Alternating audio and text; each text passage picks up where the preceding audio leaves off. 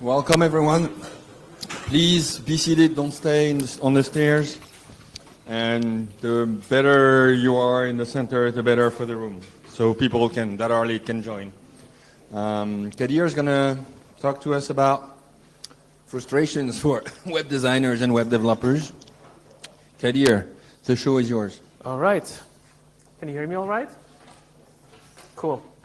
So can I see a show of hands? Who here thinks chocolatine when they see this picture? Well, there. Let's see a show of hands. And who here thinks that is clearly a pain au chocolat? All right, okay. So now that we have so very obviously separated the heathens from the civilized ones, we can move on to less controversial topics. Hi, I'm Kadir. I'm the product manager at MDN Web Docs. And we started all of this with one question. What are the biggest frustrations of developers and designers on the web today? And I wish answering that question was as easy as the survey that we just did. But before we jump into that, a quick intro. So this is CSS Grid. And CSS Grid is a web platform feature that finally allows web developers to lay out a page in more than one dimension, in 2 dimensions actually. That was not the case with floats and flexbox. And this project that I'm going to talk about, it started in 2017, shortly after CSS Grid was released. And CSS Grid was a massive success.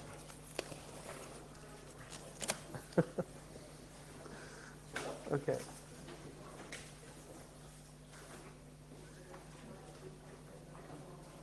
So yeah, CSS Grid was a massive success. It was shipped in most of the major browsers at the same time. And it was shipped with tooling, the Firefox Grid Inspector in this case. And it was seriously awesome. That said, CSS Grid was years in the making. And we've known that layout has been an issue for web developers at least since the late 90s when we abused tables to develop our UIs for the web.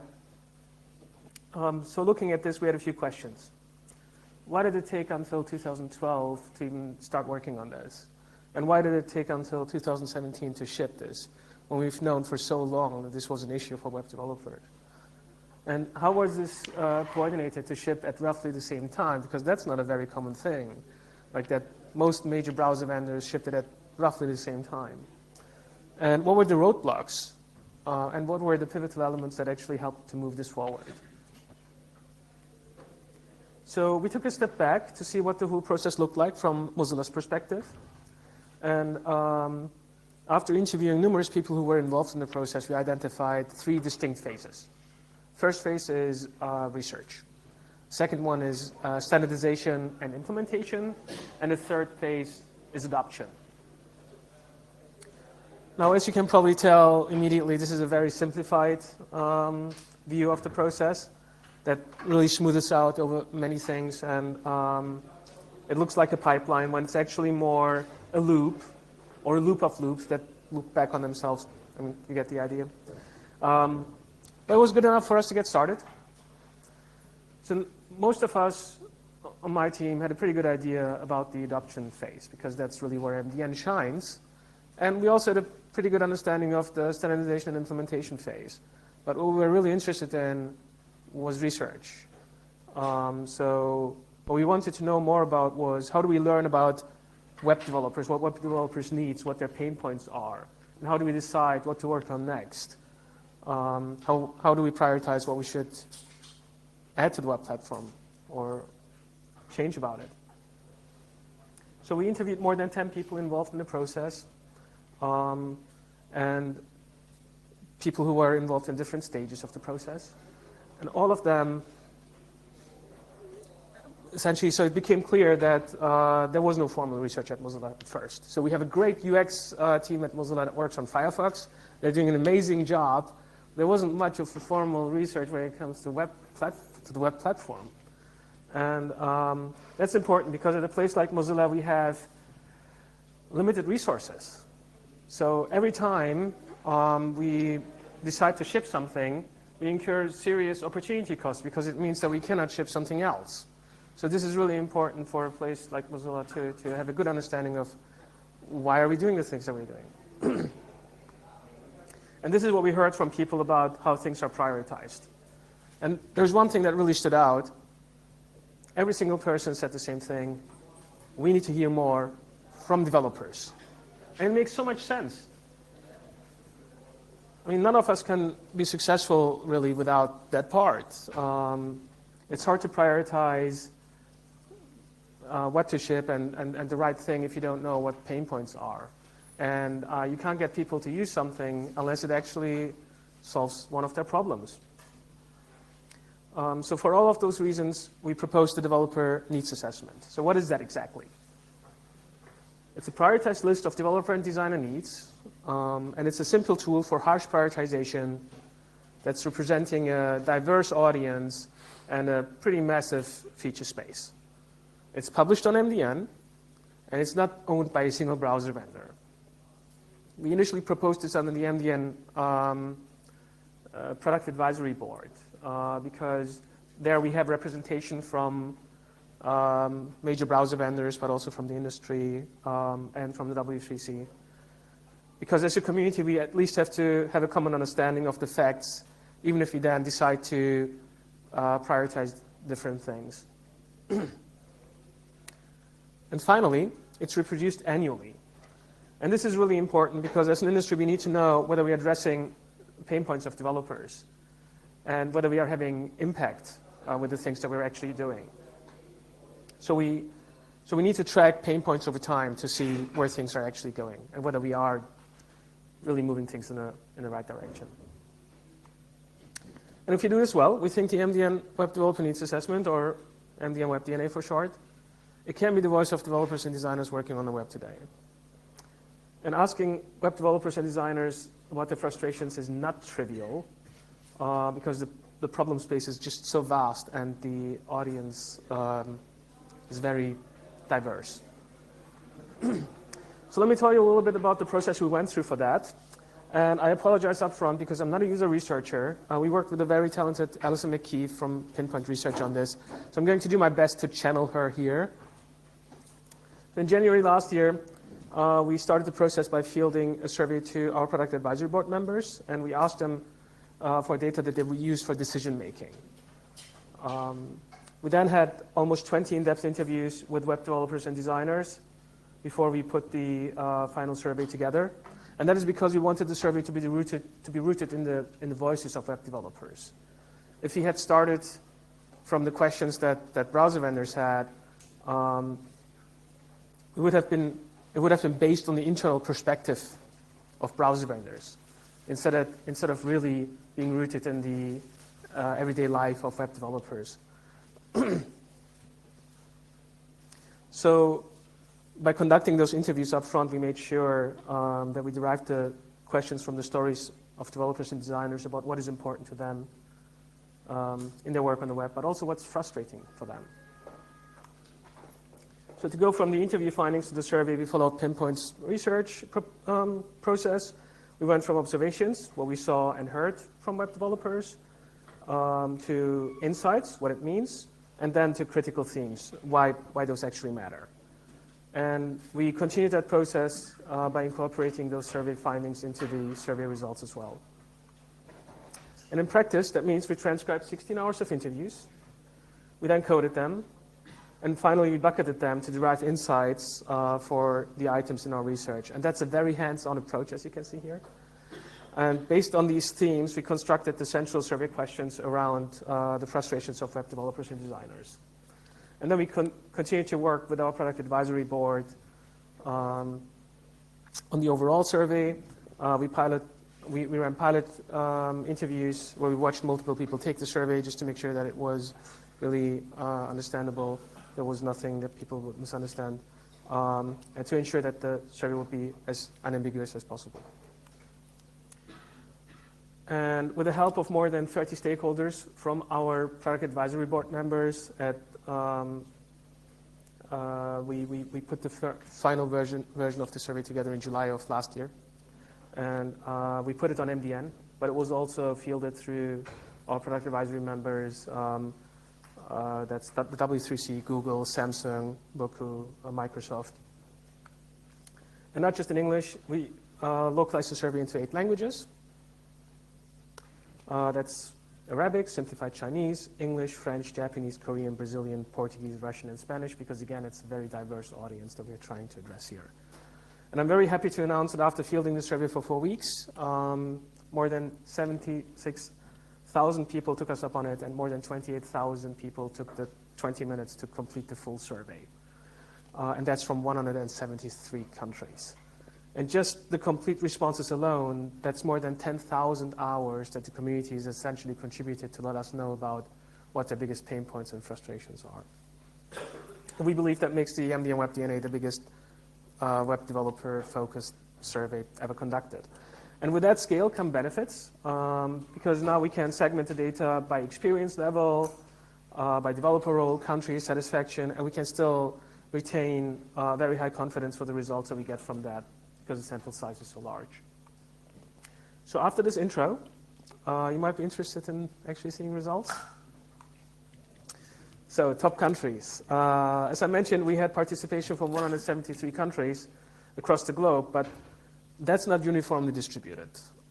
Just 6 countries make up more than half of the participants, as you can see here. That's the US, China, Russia, India, Germany, and France. And Germany is a bit of a surprise because we didn't even translate the survey into German. That said, we still have pretty good representation from Europe, Asia, and North America. But we can do better to reach developers in Africa, where we had just 2% of the responses this year. And one segmentation we were interested in was developer type. And there is, of course, the classic front-end, back-end split. But recently, people started talking about the front of the front-end and the back of the front-end. And there are no generally recognized terms for this. So if you ask people, are you on the back of the front-end or front of the back-end, they don't really know what that means. So we asked whether people use primarily JavaScript on the front-end or CSS and HTML, and that's a bit of a proxy for that. And as expected, given our audience, only a small number of participants saw themselves as pure backend developers.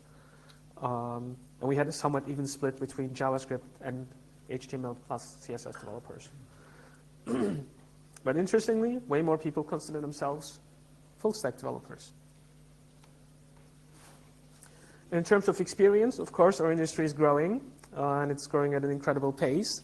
So it shouldn't be too surprising that 1/3 of all participants had less than 3 years of experience, and almost 2/3 of all the participants in the survey had less than 5 years or less experience. Speaking about representation, so from previous surveys, we are aware that we had to make a specific effort to get better gender representation. And we did. We reached out specifically to groups to get that, but unfortunately we didn't really succeed with that goal. So the participation of women, you can see here, has a rate of about 8 to 12%, depending on which country you look at. And unfortunately, there are no global and general population numbers, but we know that in the US at least, the participation rate of women in software development is about 20%. So that's what we were shooting for. And that is a clear bias of our survey, and it's one that we want to better account for in future interviews. So for now, we want to at least acknowledge the bias, and we want to ask everyone that they consider this bias when they make use of the results, when they interpret the results here.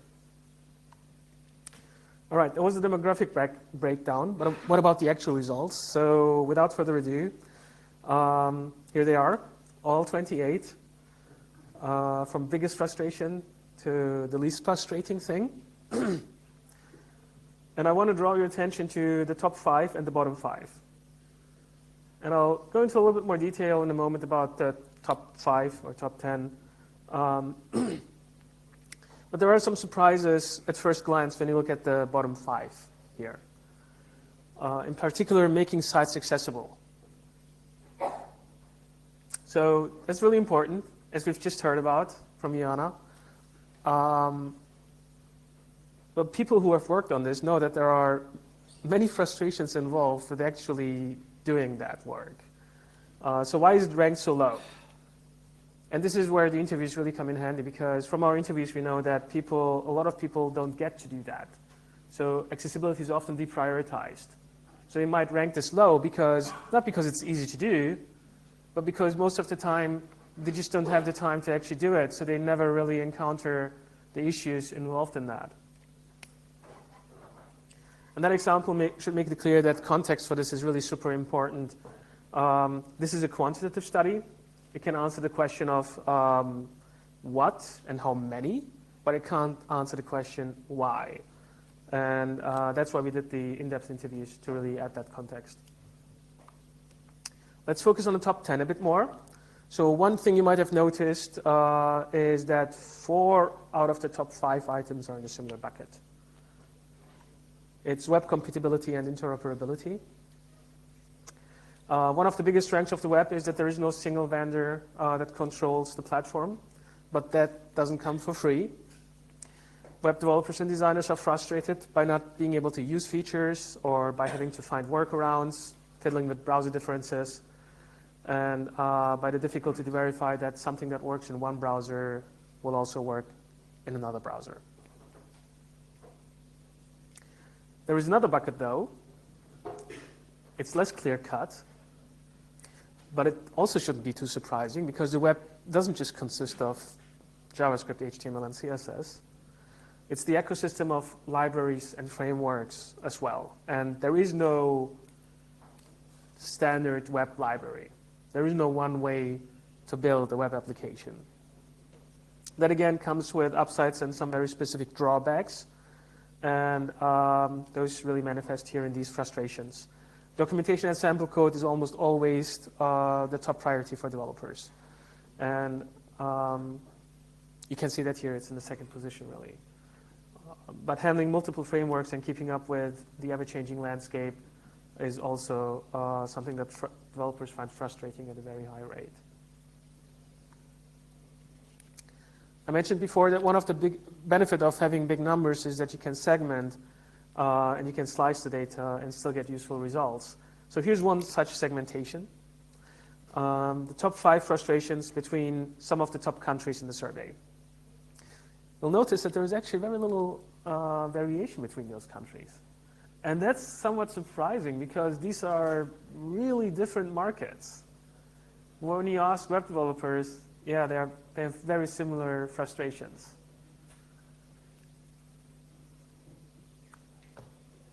And as you know, the pace of change on the web is incredible. So we asked people what the biggest barrier for entry was when new technologies become available. The results very much match the frustrations we talked about earlier. It's interoperability and documentation. Those are the leading issues when it comes to why people might not jump on some new tech. So when you're working on some new technology and you want developers to adopt it, look at this. It's interoperability and documentation of that. So far we've talked about what is available and causing issues, but we were equally interested in what it is that people felt was missing from the web platform. So we asked the question, what are the things that you would like to be able to do on the web, but like what web platform features to do?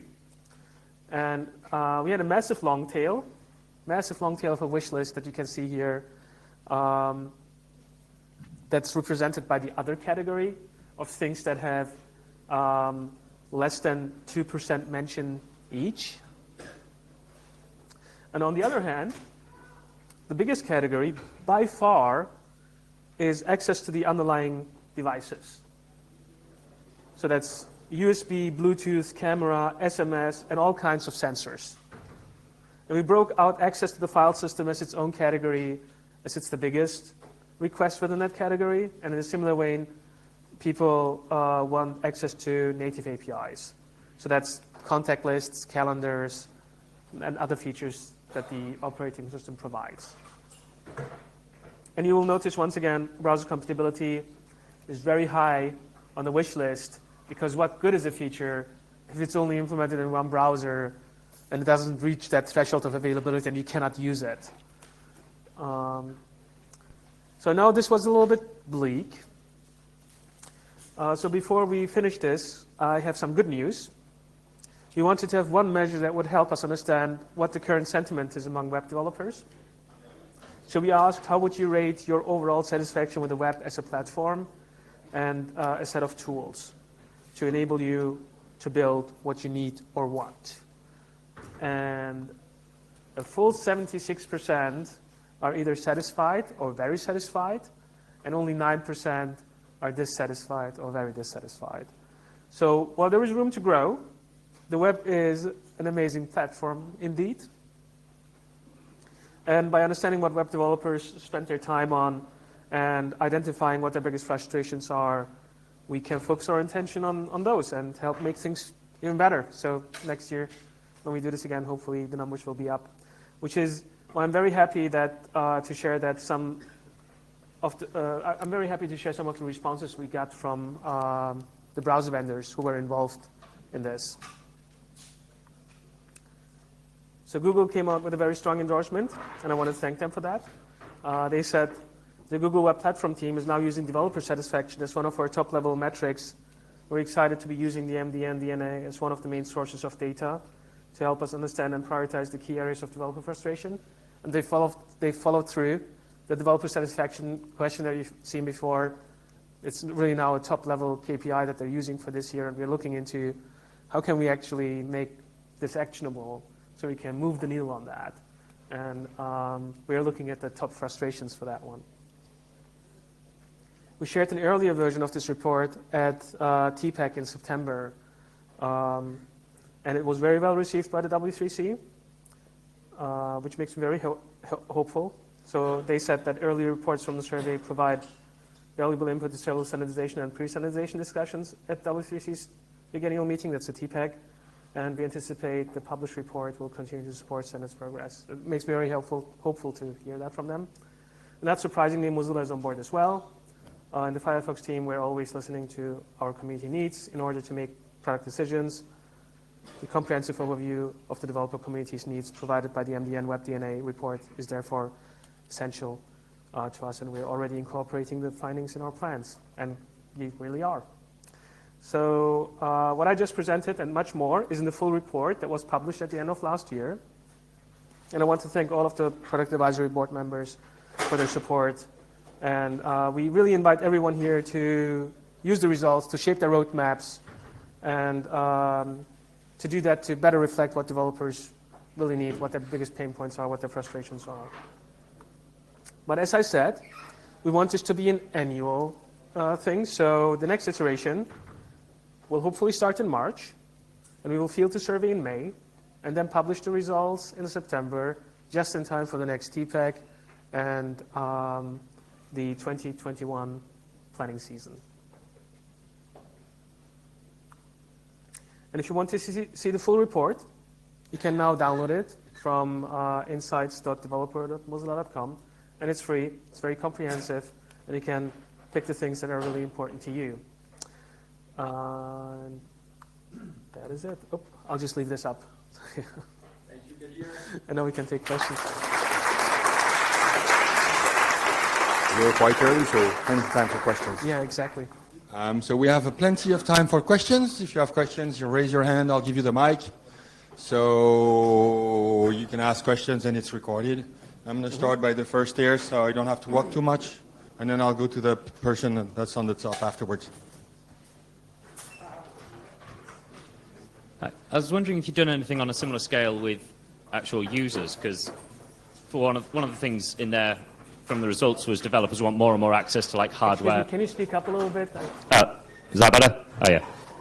So I was wondering if you had done a similar thing on a similar scale with like end users who just use the browser rather than developers, because one of the things there was that developers want more and more access to like hardware and user computer information and things, but that could be totally opposite to what the users want.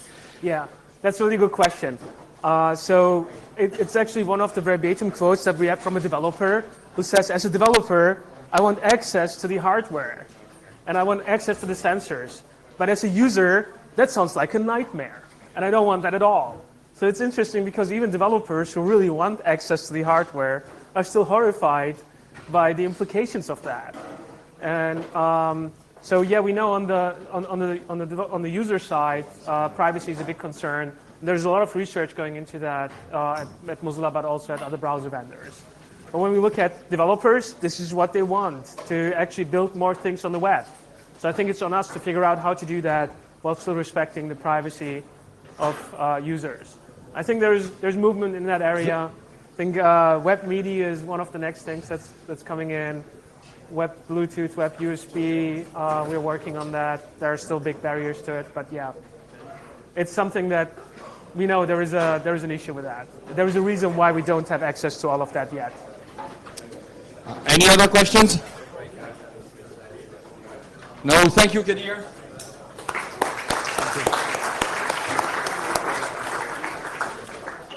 So I'll say it again, if you're sitting on the aisles, please try to move to the center so people